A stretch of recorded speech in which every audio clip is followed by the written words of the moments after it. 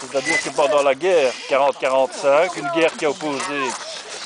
l'Allemagne aux pays comme la Belgique, la France et d'autres,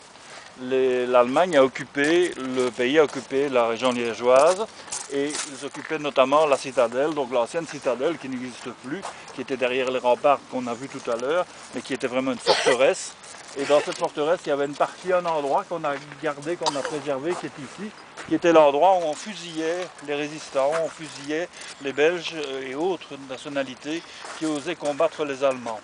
Alors ce poteau est un poteau d'exécution, il n'est pas mis à la place où il était à l'origine, mais il a été scellé dans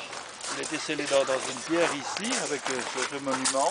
Là, n'oubliez pas mes enfants, c'est un poteau sur lequel on attachait les gens, on les attachait comme ça au poteau et on les fusillait. Donc il y avait un peloton d'exécution qui s'amenait et qui leur tirait dessus. Voilà, donc c'est un poteau où il y a eu plusieurs personnes qui ont été fusillées, qui ont été exécutées sur ce poteau. S'il est là symboliquement, ce n'était pas l'endroit exactement où ça se passait, l'endroit où ça se passait c'est un petit peu plus loin, j'espère qu'on verra qu'il y aura moyen d'y accéder. Alors maintenant nous allons rentrer dans le cimetière en question, il y a 416 tombes. Ce sont des gens, donc à peu près 300 qui ont été fusillés ici à la citadelle, plus des gens qui ont été, je le dis, fusillés ou parfois pendus à la prison Saint-Léonard, où on est descendu tout à l'heure, mais également à d'autres endroits où qui ont été abattus par les Allemands. Et ici, après la guerre, on en a fait un monument national aux victimes, donc aux résistants.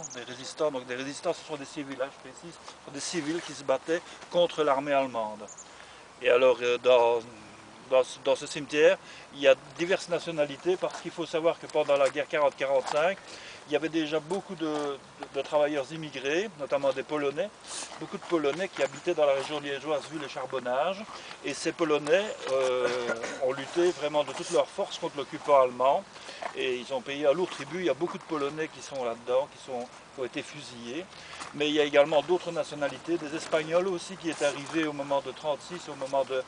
ce qu'on appelait la guerre d'Espagne, et qui sont arrivés par la suite, donc des résistants espagnols qui se sont joints au combat des résistants belges. Et alors ils ont été aussi victimes de la barbarie nazie, donc les nazis, donc c'était les Allemands à l'époque, l'armée allemande, les SS, une série de choses qu'on explique très peu à l'école malheureusement, mais nous on tient quand même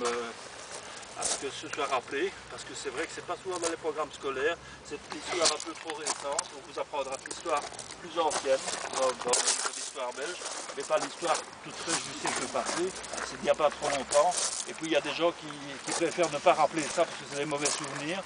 au nom d'une certaine idée qu'on a de l'Europe, au nom d'une certaine idée qu'on a du monde actuel, ben, il vaut mieux oublier certaines choses. Et Ibrahim et moi, Abdul et moi, nous sommes impliqués, comme vous le savez, dans un collectif qui est un collectif de lutte pour les sans-papiers, hein, contre les centres fermés. Donc nous sommes quelque part des résistants, comme un petit peu ceux qui étaient là, mais on ne peut pas se comparer à ceux-là, à ces résistants-là, parce que ces résistants-là, la plupart ont laissé leur vie et leur santé, sont partis dans des camps de concentration, mais c'était des résistants comme nous sommes résistants, comme vous voulez être aussi de temps en temps, quand vous résistez à